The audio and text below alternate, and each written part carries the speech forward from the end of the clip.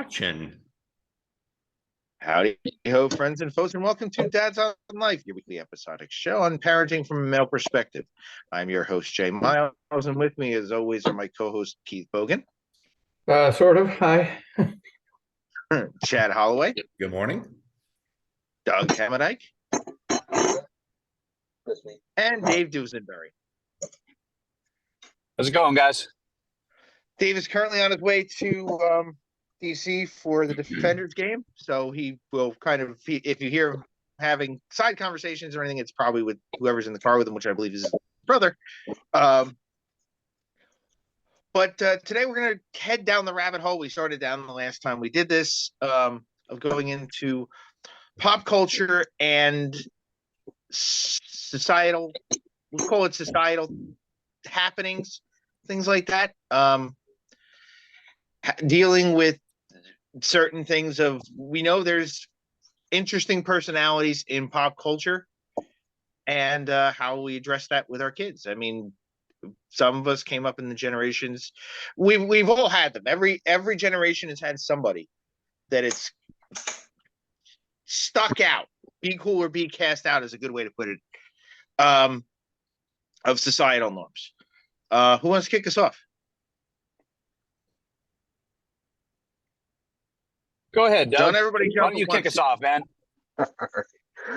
Yeah, I was we were talking a lot before the show, and it's like a pre-gaming fun time for us that we all enjoy. But yeah, I would just start earlier in the week. We were talking, and Jason brought it up to us, and I just started to go down the idea of like all the things that I love about pop culture and movies and catchphrases and music and stuff, and I wanted to know more about different types of culture, just to be able to be part of the conversation with my parents and other peers and stuff like that. And that was all great and all, but that was all 80s and stuff like that. And I started to think about my own kids and how does pop culture affect them, and how I, as a parent, how I should be influencing them, as well as the media and pop culture does. And thinking about more or less that, a lot of the stuff we already do is, being the gatekeeper to our children and what they do, because children need boundaries and stuff. And a lot of pop culture is great, and it's fun, and it keeps you in the know. And some of it's really bad, and it could harm your kids. And there's unhealthy things on there, unhealthy ideas on how you should act, and popularity things, and food like habits and stuff that you really need to be clear and make boundaries for your kids when they see these things, and also be aware of what your kids are doing online. It also just comes into the whole phone generation, where for us everything was about, hey, pop culture happened on MTV and the mall and going to movies and all. Now everything is on their phone, and it's really important to know like what your kids are doing. And I think children are being given phones at way too early of an age, and it's created like a whole like zombie drone of kids who have their face in their phone. And I mean, I even see it at my adult ages, going to see live concerts and everybody watching the concert through their phone. What the hell is that? Like, So, I mean, it trickles down to us as well. But I have a ton to say about this and the contagion, the social contagion of this. And hopefully, I mean, we'll get through it. And if not, I'm going to probably post on top of this, because I have like 2 pages of like things that I want to talk about. That's awesome. We can always either revisit it later, which we've kind of visited this before. We can always revisit later, or just continue, keep it continued the next show. But I just don't want to take up everybody's time. Yeah. But so let me chime in too. I think brought up a couple good points, right? So one of the things that I think about, and Doug, I think you're absolutely right. And I think one of the things that I like to do is I like to parallel what we as a parent now feel is potentially dangerous or or unhealthy for our children, where we as parents need to guide our children in a direction away or influence them away from that particular item. And I like to kind of compare that with what our parents felt was dangerous for us when we were younger, that they tried to direct us away from, right? So my kids are really into, obviously they play video games, right? I've been letting my kids play Grand Theft Auto 5 for, a couple of years now. They're 14 and 17. They're good. Playing GTA 5 it doesn't phase them. They have a really good time with it. My older son loves rap. He's big into, and I've mentioned him before, like artists like XXXTentacion, Kendrick Lamar, Lil Darky, and Spider Gang, and not music that I'm into, but music that he's into. And the lyrics are pretty rough. They're pretty. They're very, very, very rough. And it's funny because I think about this, and right away it put me in the mindset of when I was younger, when I was around their age, what would have been those things that my parents would have said were dangerous for us. The first thing I think of are bands like Ozzy Osbourne and the outcry of what Blizzard of Oz was, songs like Suicide Solution and things like that, about how there was a danger that was preached of. Parents were saying that kids were trying to kill themselves by being looped into or like embracing and just like sucking in this media at the time, which in our cases was albums, right?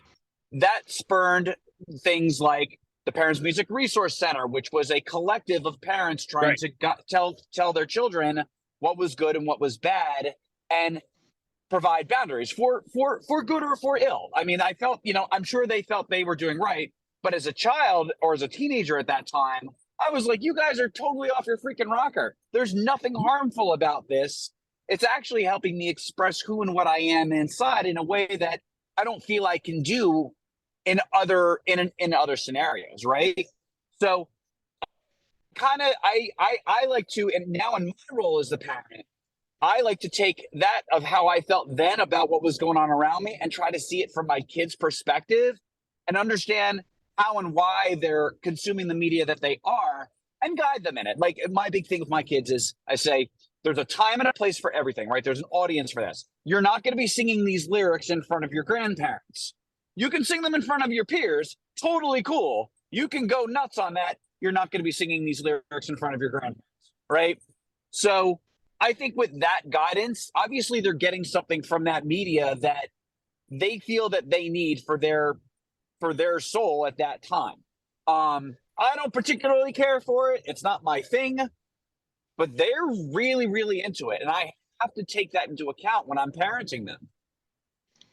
I agree with you, Dave, go, on that. Go ahead. Well, we can go. You brought up Ozzy. Let's go a little further back into that. Of where it kind of, that twist kind of started a little bit slightly before it actually started more towards Keith and Chad's earlier days of, you had the big three. It started really in the late 60s. You had the big three at the time of Black Sabbath, Led Zeppelin, and Alice Cooper. Alice Cooper came out for shock value. He's always been about shock value, but he's even always admitted that he saw himself as a cartoon character. Yeah, a lot of what he did. Exactly. He did everything he did as an actor. Yeah. Now you look at Ozzy Osbourne. They were originally a blues band called Earth, Black Sabbath. Then they became Black Sabbath. And Ozzy said, here we are in 1968. You have the flower power movement. He said, we wanted to scare everybody. It was a gimmick. He flat out said, it was a gimmick. We were trying to scare the crap out of people.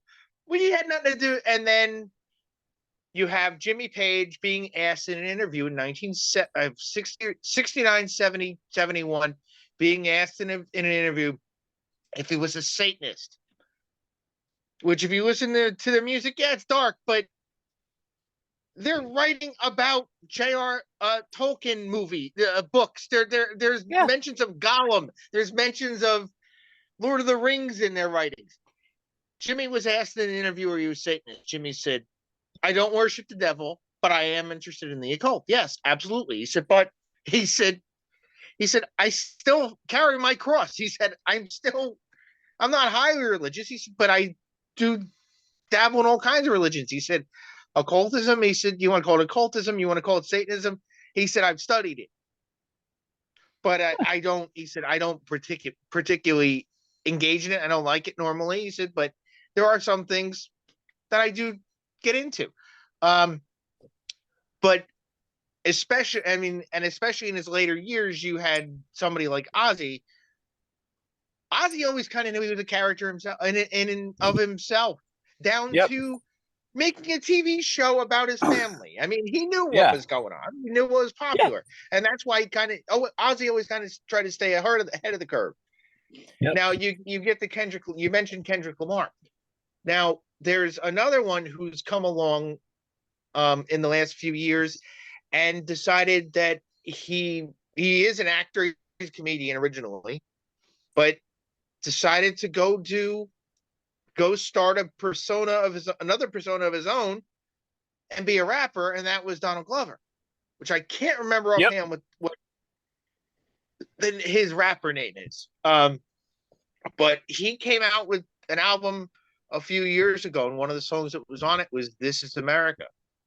And if you go listen to it, it's a really good song, but it definitely crosses into lines and stuff that a lot of people don't want to talk about. I can't remember offhand what his name is.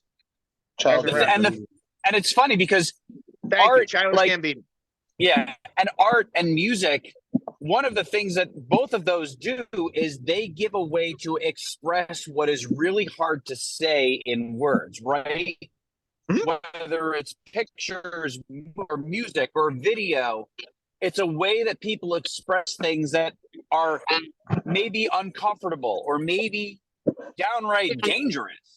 Yeah. But it's done in a way because like those feelings and those words are there inside of you, and you need a way to get it out, but you're not going to go get arrested for it, right? We've seen time and again over years and generations that things like sex sells, shock sells. You look at old bands like WAP and Marilyn Manson, right?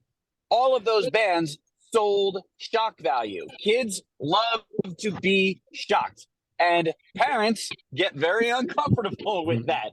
And that is how the cycle goes. It started with the Beatles. The Beatles did that stuff. Yes. What was comfortable in the time of the Beatles was not like the Beatles were seen as like hardcore rock and roll guys, which is hilarious when you look at it from our perspective now. But they were hardcore rock and roll guys in their time. Yeah, they were all about rebellion.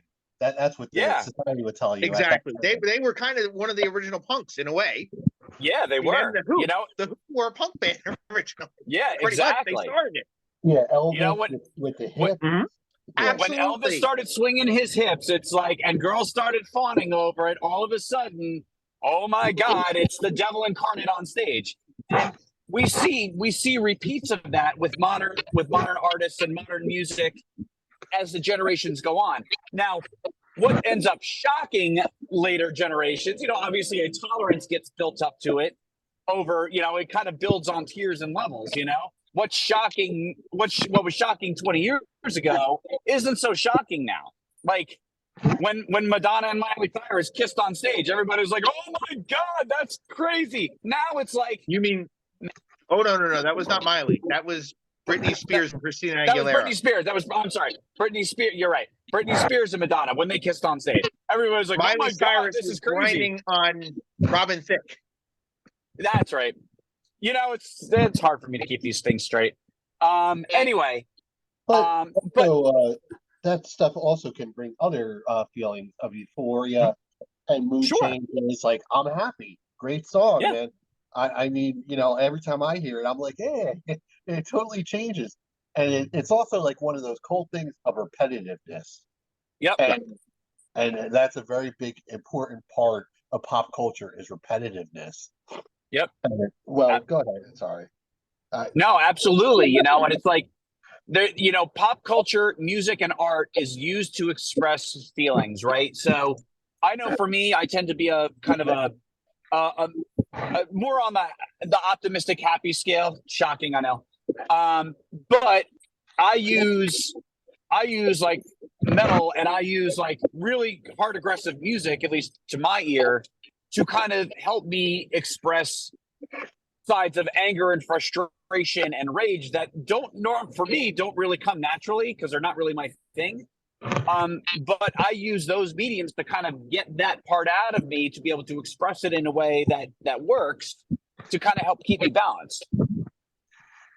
I think if we look at the big picture of this too, when we're talking about culture and how we've had these changes over time, it's like every generation goes through their, I call it a rite of passage, right? I mean, that's part of it. I know we've had conversations about culture before and how things get integrated into that culture and should they be, and it's their way. It's the adolescence way of saying, this is who I am. This is going to differentiate me from my parents' generation. We're claiming our independence through this. It's something different. And then to your point earlier, Dave, about the shock value, I think it's less about the kids liking the shock value and more about their parents being shocked by it, is what I see. So the parents like, well, hey, what's going on? And then that helps them to say, oh, look how different we are. They can't handle this. We can. Right. So I think that's good. But when we talk about Black Sabbath and things like that, I remember my stepdad when I was pretty young, he gave me a Black Sabbath on an 8-track, which is pretty cool. He's like, here, this is pretty good stuff. And so I had all kinds of music, and my parents shared a lot of music, various music with me. From Janis Joplin to Sly and the Family Stone to Cheech and Chong comedy albums to Black Sabbath. So it just was kind of interesting in our house. We certainly had our rules, but I think they were maybe a little looser than most, perhaps. Mine too. Now, go ahead. I want to go back to something Dave mentioned, and if you want to see Keith's head spin around and him vomit piece soup. I think I know where you're going. Dave mentioned GTA, Keith. I don't know if you know exactly what he was talking about, but he was talking about Grand Theft Auto. Oh, I heard it. Yep. I see the smoke starting to come out of his ears. That's because you and I have had that conversation before about how it was handled in this house. Yeah, I kind of agree on this one, but I remember Dave, you weren't here. Keith, tell the story. Go ahead. I just remember, and I don't know when it was. If Justin, who's downstairs, probably remembers, where he was in life, but I think he was just before high school, maybe. And I had made my feelings abundantly clear that sort of video game had no place in this house whatsoever, and I didn't want my kids to have access to it. And then I came home one day and they were playing it, and further I found out that their mother had bought it for them. Yep. And she and I had really extensive conversations about this, where we were supposedly on the same page about not allowing that sort of thing in the house. I simply looked at the TV screen that it was being played on, and I said that we'll go back to the store right now, make it happen, and it did, because everybody was terrified of how I would look in my eye. And it was, obviously it wasn't the only thing that I disagreed with my wife about, but it's very interesting because when it came to raising our kids, or at least early on, we didn't have much disagreement, but that one we strongly disagreed on. I rarely put my foot down and said no to, an absolute no. I wouldn't even negotiate on anything. But Grand Theft Auto was that thing. Right? That was the line in the sand I would never cross. And it was sort of it was an interesting indication of what was to come in my marriage, of course. Interesting.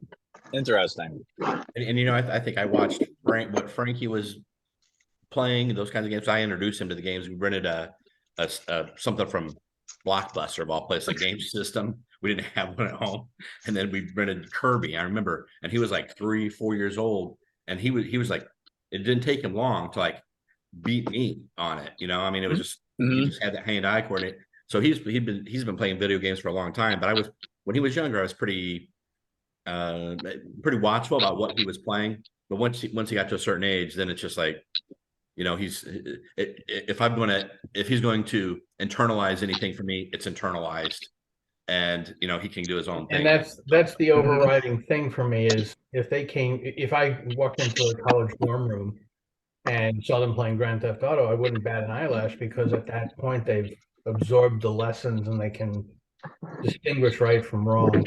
And when my boys were growing up, we've all talked about how their heads are in the phones, so it's harder to regulate what it is that they're looking at. And even though my sons got their smartphones later than most kids do, that being not until they had. This was an interesting.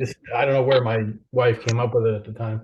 They had to have three terms in high school of, I guess, honor roll or whatever. They had to have three terms of A's and B's, to get recognition in order to get their cell phones. Naturally, they each did that in the first three quarters of freshman year. So, but that's late for most kids. And I would hear some of the downloaded music, and of course, you'd hear some pretty exotic cursing stuff.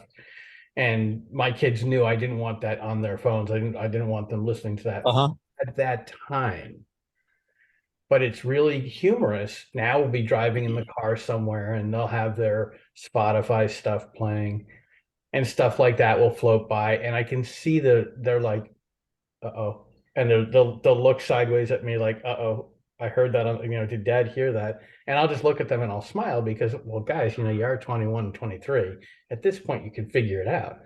It's not a big deal. It's when you're 14 and 11 and 8 that I didn't want you listening to this stuff until you could really filter it for yourselves and understand where it comes from and what have you, and have it make mature decisions. Although God knows I don't even make mature decisions yet, but they still have that flinch whenever there's cursing going on. I can see them both flinching, like, uh-oh, what's Dad gonna say? And they should. It's respect. Yeah.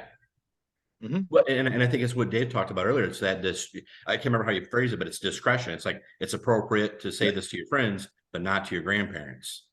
And that's what I tried to say that's right. I tried to instill in Frankie too. It's like, hey, I know you're going to do these things. Know your audience. Yeah, exactly. Don't go. I remember one time he came over with some buddies and they each had a case of beer in their hand and they're going to go fishing in the lake because we used to live on a lake. And here they come and they sit it on the wall outside. And I'm like, okay. I'm like, listen, guys, you need to be discreet. I go, and you see the house and the way the house was laid out. There was a teacher who lived it was kind of behind us, but if she looked out, she looked right at what they were doing. I'm like, you think this is discretion? I go, how many people out here you think know that you guys are 20 years old with this beer? So I mean, that was a big lesson too. And he goes, oh, they're like, oh, I'm sorry. And they took it. I go, bring it out, put it in a glass, put a koozie on it. I don't care. Yeah. But one of the best examples of discretion, right? I think so. And this is how I know that my kids, like, even though the stuff that they listen to is pretty damn violent and filthy and full of cursing and everything like that. And JJ likes showing off his music to me, which I'm totally down with. And when he sings, like when he's showing me, like he wants to show me like a cool rhyme, he only uses the first letter of the given curse word when he's saying it to me. He curses up a storm around his friends, but instead of saying ass, he says A. Instead of saying bitch, he says B when he's in my presence, which I'm like, that's cool.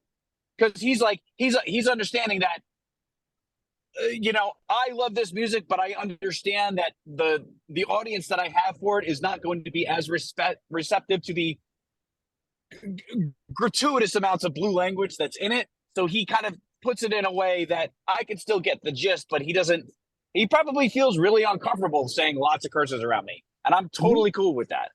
Yeah. I think that's, from my opinion, that's how it should be. Yeah, exactly. Somebody mentioned Marilyn Manson earlier. Elena came to me and asked me about Marilyn the other day. I'm guessing it was I'm probably missing a reference somewhere in South Park. There's a lot of episodes I haven't seen because Delena's been watching South Park from beginning to end. She's up to season 14 now. And it only took her about 3 weeks to get this far. Anyway, there's got to be a reference of Marilyn Manson in there somewhere. Uh-huh. But anyway, she asked me, and I told her about what he did in that. I said, remember, I said his first big song was a cover. Yeah. So with his cover of Sweet Dreams from the Eurythmics. Now I said, now the interesting thing here is you have the original artist who also took her fair share of interesting comments in the way she was Annie Lennox, because when that song was released, if anybody remembers, when Annie Lennox, what period she was in was the big power suits and the short crop blonde hair. Yeah, And very then androgynous look. Yep. And then within 10 years, she shows up doing her solo hit, No More I Love Yous, and she's got this long flowing dress and long hair, and everybody was. The interesting thing is there was a little bit more of a shock value of when she showed up looking like that than she did when everybody's like, wow, what happened? Yeah, everybody kind of was a little taken aback for a second of what happened to her or what's going on with her. But again, both of them absolutely brilliant songs and absolutely brilliant periods in a Hall of Fame career for Annie Lennox. Annie Lennox and Dave Stewart, the Eurythmics, were inducted in the Rock and Roll Hall of Fame last year or 2 years ago. Utterly amazing band. Ironically, Dave Stewart showed up recently on American Idol. His youngest daughter, I believe, she unfortunately had to quit because she got sick, but had quite a voice and probably doesn't. I said, well, maybe she'll turn up again. And my wife kind of said she may not need to. She's got that good of a voice that she can go far without coming back to American Idol, which is an interesting thing in and of itself when we come to pop culture is you have the contest shows that started with things like Survivor and things like that. And then a few years later, you had America's Got Talent, The Voice coming up, American Idol. The Voice was several years into American Idol's original run. These competition shows for musicians that really took on its own identity in pop when it comes to pop culture. Some of them are absolutely huge megastars, and it started on American Idol of maybe 1 million or 2 viewers. Now they're selling 15, 16 million records. Probably one of them in particular, I'm sure she's probably sold almost 200 million records or something like that worldwide, and that's Carrie Underwood, who was just this country artist who came along and after American Idol became a gold mine. I mean, she's selling out tours left and right. Still sells out tours left and right. Selling, even now, at least every album is still probably going platinum for her at this point. And we're talking 15 years probably into her actual career at this point. More than that, 2004, 2003. So, it's almost 20 years she's into her career at this point. So, yeah, you have that aspect of pop culture too, of these competition shows. I find it interesting that you guys, as I listen to you, we talked about doing a show on pop culture influences, especially as it affects our kids. But almost everything, in fact, everything that I've heard you talk about is pop culture through media, music, video games, things like that. The thing that's sort of gone through my head is how parental influences on us that might prevent us from participating in the culture that's around us. And there's two things that sort of pop into my head for me, and neither of these will come as a surprise to you, knowing how much of a nerd I am. And when I was a kid, I didn't wear a pair of jeans until I was in high school. My parents didn't believe in non-formal wear. So when we went to school, we wore dress slacks, literally through 8th grade. I don't know when my brothers escaped that tyranny, but for me, it was high school, which is, nowadays it would, you're condemning your kid to a life of death, basically, with his or her peers, if you send them to school like that. And no, I did not go to a private school. No, I did not go to a place that required a uniform. I went to a normal public school system.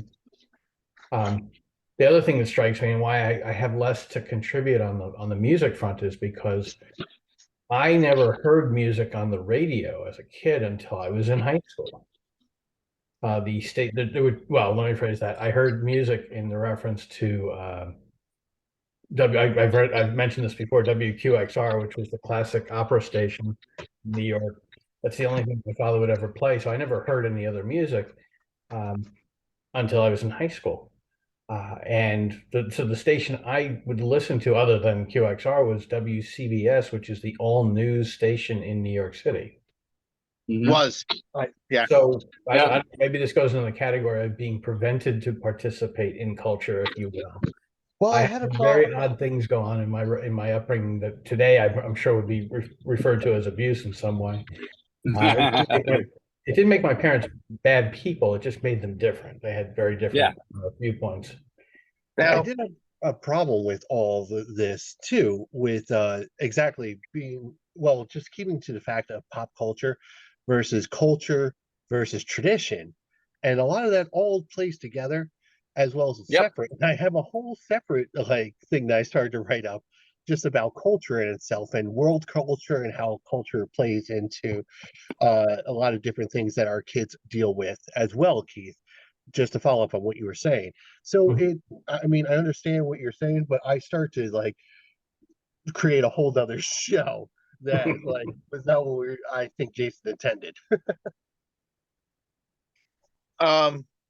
You mentioned CBS, which in and of itself has taken quite an evolution over the last 15 years, 20 years.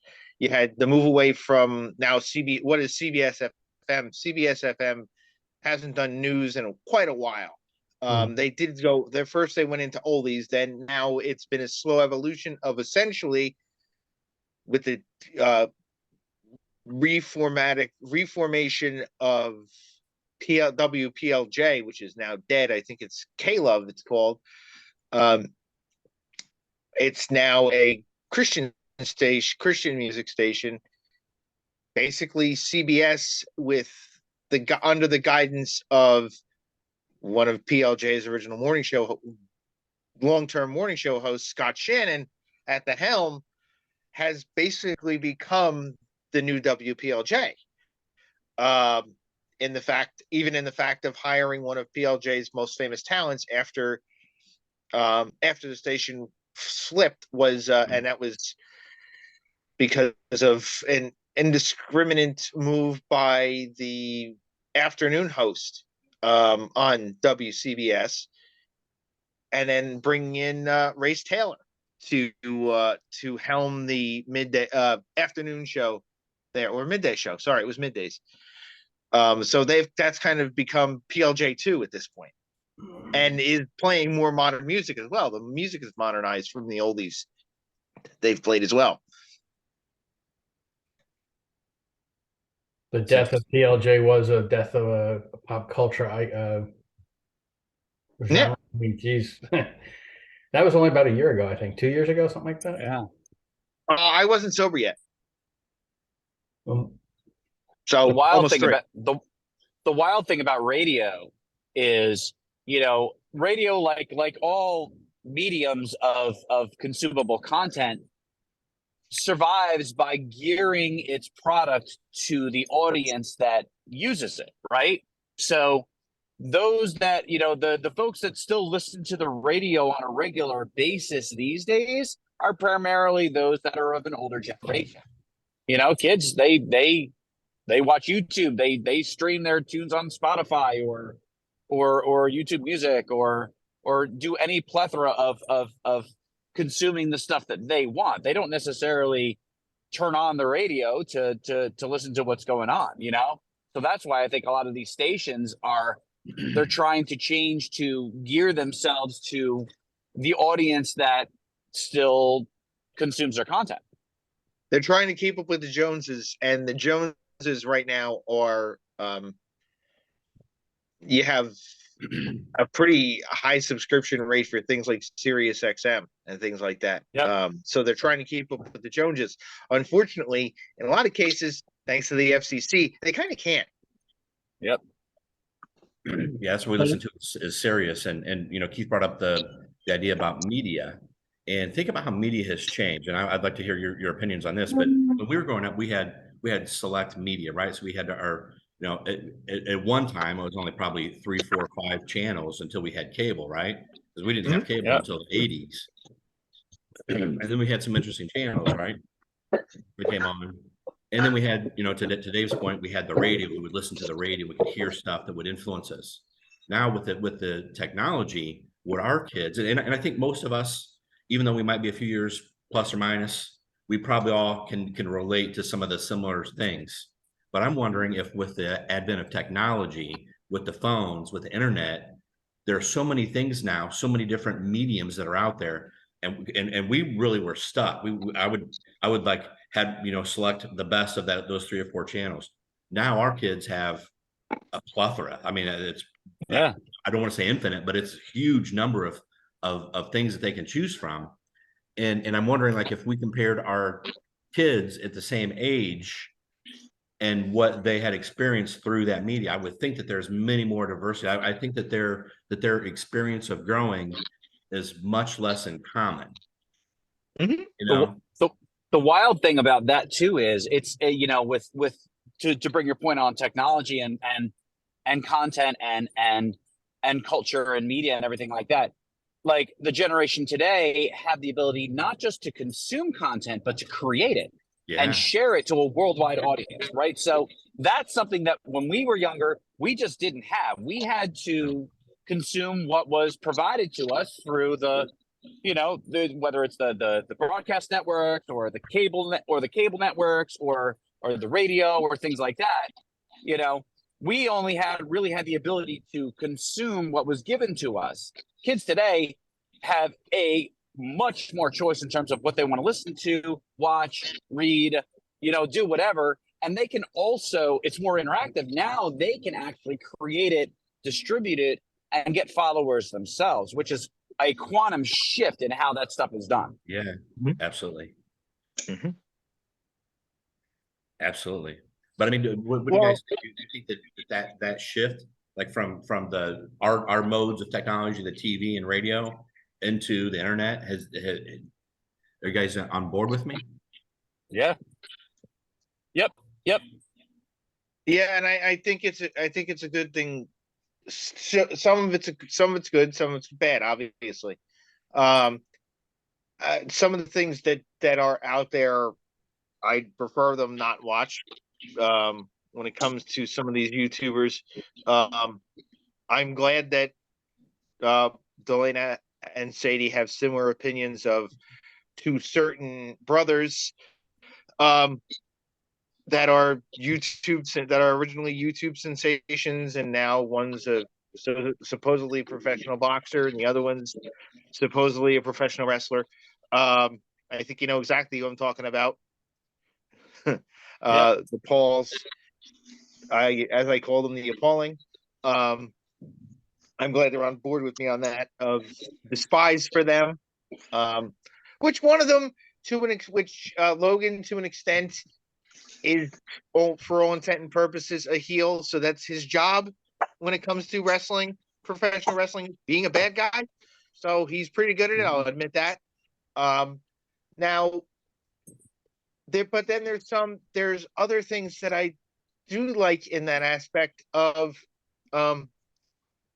being someone who spent several years working in radio. I like creativity. So if you're creative enough to come up with something content-wise that's gonna do what you need to do to express yourself, kind of all for it. Obviously there's limits to it, but yeah, I'm on board with it. I kind of, you know Um, what? I just thought of I'm sorry. I just thought of a really interesting point to kind of go along with that, Jay. I think that's really good. So when you know, and this kind of factors in, it's a nice bow to kind of wraps up a lot of what we're talking about. When we talk about pop culture and media and influence on our generation as opposed to our kids and how we parent it in our day, pop culture was more of it was more closed and controlled, right? Like I said, we had to consume what we were given. These days it's decentralized and open. And that when you think of society's a lot easier to manage when it's a closed system because you have limited choice. You don't, you know, and those in power have the ability to choose who and what you do, what you listen to, and kind of take those choices away from you, and you don't know any different. You don't know any better. Now with the open system and it being decentralized, it's a lot harder to control, which I think makes some people very uncomfortable. And but yet I think that has become the norm of what our kids do. They're used to having things being decentralized and open and kind of having the power to make those choices. And it's really it's required on us as parents to acknowledge what that world is rather than hold on to what was and be able to guide our kids through this new reality. Like you said, Jay, some of the stuff is good, some of the stuff is not. You have to be able to teach you know, you have to be able to teach which is which, you know. And it's a whole new skill set that like our generation and our parents really didn't have to deal with, not on this level. It's also And I think as interesting. a parents also, you know, one of the things that I see, and it's hard, is that there is so much content out there, and people are, so there's a lot more competition because everybody wants to be the influencer, right? And you know, I always hear, oh, you can get rich being an influencer and those kinds of things. So there's a lot of competition, but I think there's a big difference in the in the quality of what is being presented, because in some situations, I think they provide kind of good quality. You know, you might have somebody redoing a song. I know Jason shared some things like that, like have a young girl redoing a song or singing a song and quality. But then you have these other people that just do this absurd, ridiculous things for attention. And that's where I think you get in the problem, because then it's like, I don't want my kid doing this absurd stuff. I want this quality stuff, but it's so hard to regulate. And I was going to say that also, yeah, being validated on social media is like a huge thing, and it's gone right up to the government. And right now we see President Biden coming out and endorsing a lot of these types of influencers. He even has a whole team just dedicated to that. So that's how important it is. I mean, because it's an audience that the government can't reach, so they're trying to latch on to that. Yep, absolutely. Young people. Chad, you just made me think of Jackass. Exactly. Yes. And it's another thing that, you know, my parents didn't even let me know that genes existed until I went to high school. Well, I think I was equally guilty because I was very instrumental in making sure my kids didn't see stuff like that, even though it was part of the pop culture norm when they were growing up. I did everything I could to not let them see any of that stuff.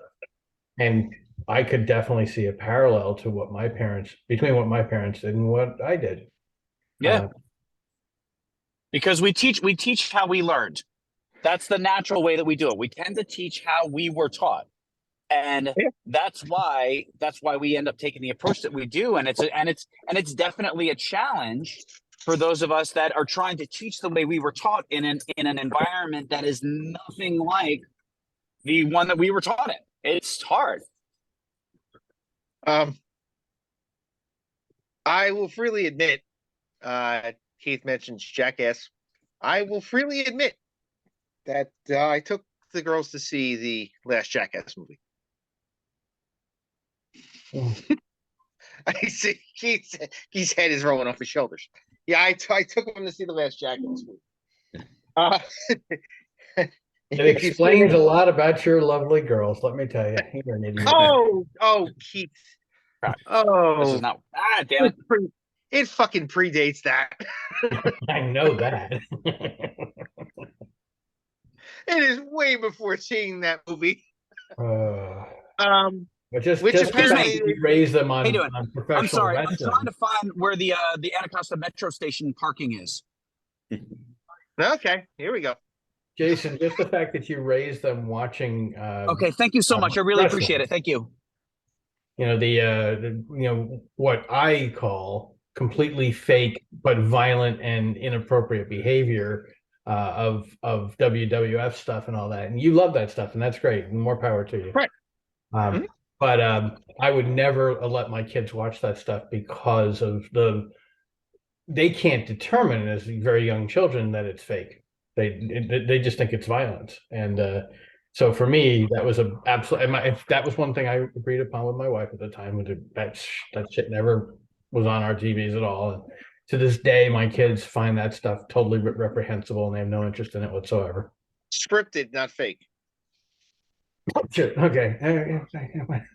You don't break your neck if it's fake.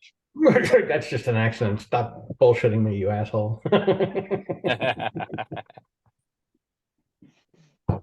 Well, and the other thing too, talking about the ridiculous behavior, I know, and I'd shared, I think with you guys or on somewhere about the influencer who was out pulling a prank on somebody and him getting shot and put in the hospital. And I think these guys are sort of like in competition to do that. So, you know, I just gets to be too crazy. You bring up something though, Keith. I want to, and I actually mentioned this to you guys yesterday. Back in the early 80s, there was in the time of where that sort of at times androgynous look came up. Basically, there was one person who kind of saw what was going on and displayed it quite obviously in his company. Was, you mentioned wrestling, was Vince McMahon.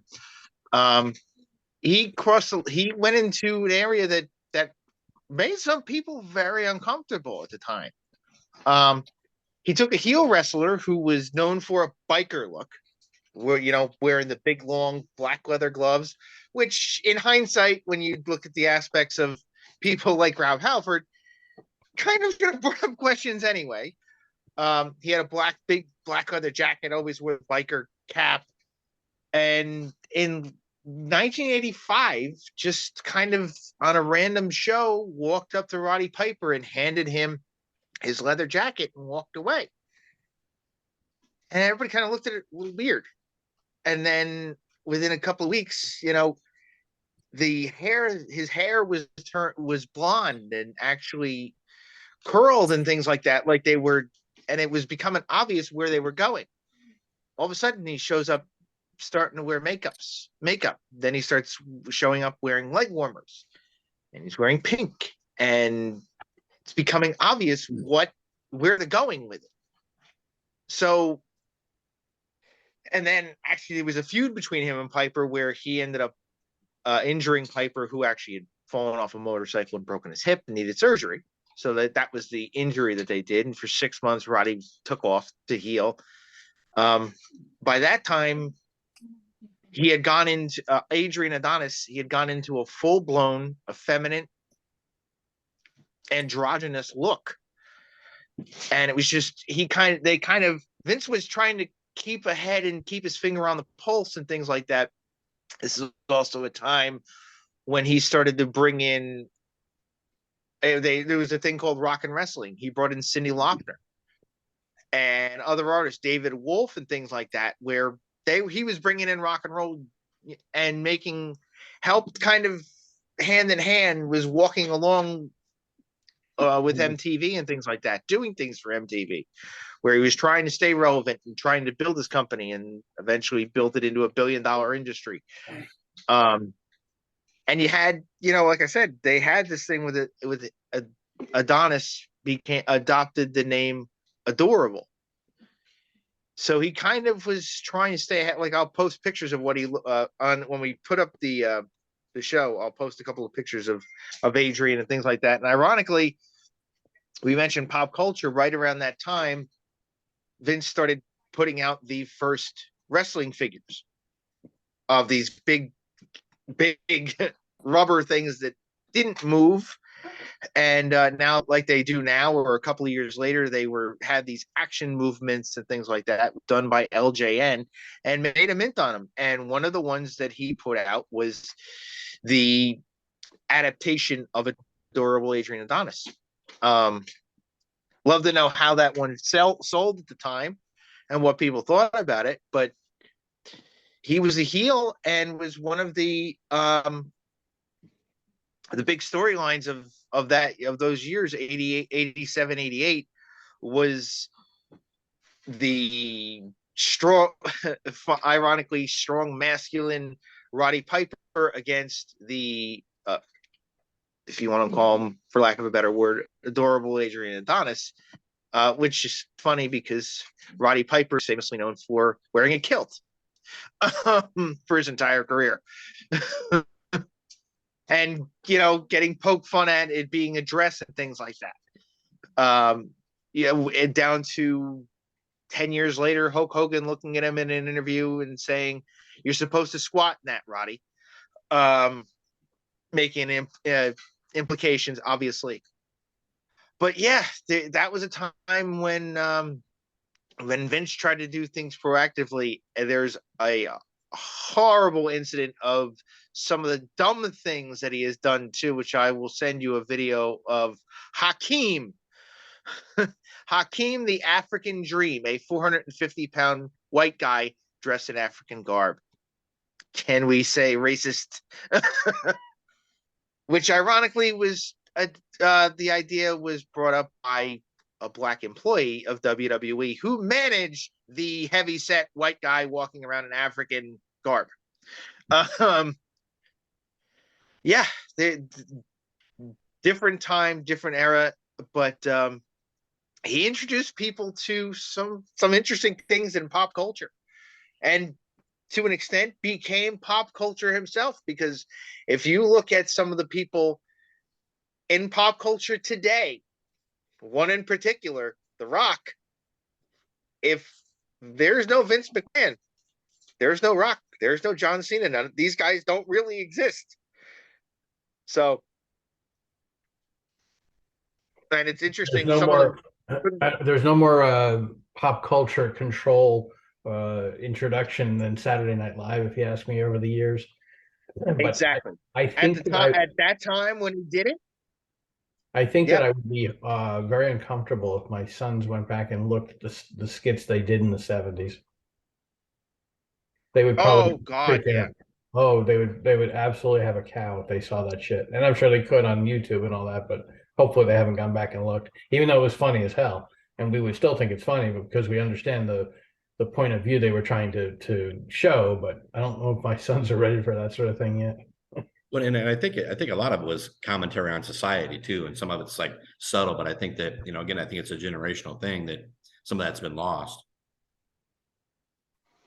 Well, we could do a whole show on what the right side of the aisle thinks is woke and all that, but yes. Oh yes, definitely. Yeah. I think it goes both ways with that.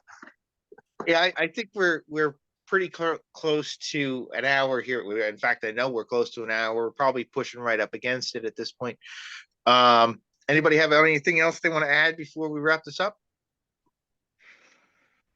I'm impressed Dave still has a signal. Aren't you on the tube? Aren't you on the subway? I am actually on the metro now. So yeah, the fact that I have a signal is crazy. Very impressed. I guess that pretty much wraps us up for the week. We always get back into this somehow. I don't even know, we may actually just continue the conversation next week or whenever we are able to set this back up to record again. Which we know as parents, things have gotten hectic over the last few months, and probably will get even more hectic as we get into later spring and head in towards summer, which for us here in New Jersey, kind of felt like last week. So from all of us here at Dad's on Life, take care, everybody. And of course, Keith, eat my shorts. Chomp chomp, baby. Have a good one, guys. Awesome, guys.